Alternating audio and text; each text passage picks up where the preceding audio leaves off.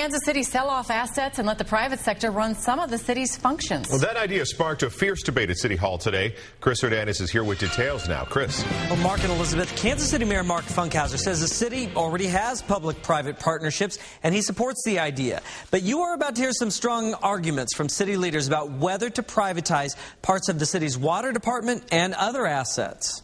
The KCMO Water Department is one of the biggest and most controversial departments in the city. There's been interest in selling off this water treatment plant. Today, the mayor, backed up by the acting city manager, broadened the idea to also look at possibly privatizing other city functions, like parking garages and the airport. It is the private market that is the most creative at how to make money, how to save money. We have an obligation, I believe, to look under every rock trying to find potential revenues. But Councilmember John Sharp argued strongly against privatization. The private sector would not be doing this for charity. They'd be doing it to make a profit.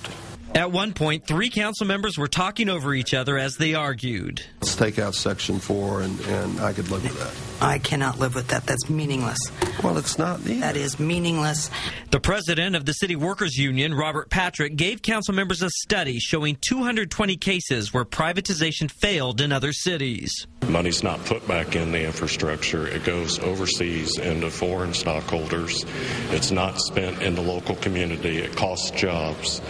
That's why we're strongly opposed to this. But the city manager says privatizing some of the water department may bring in revenue to help pay for sewer repairs that will cost $2.5 billion over the next 25 years.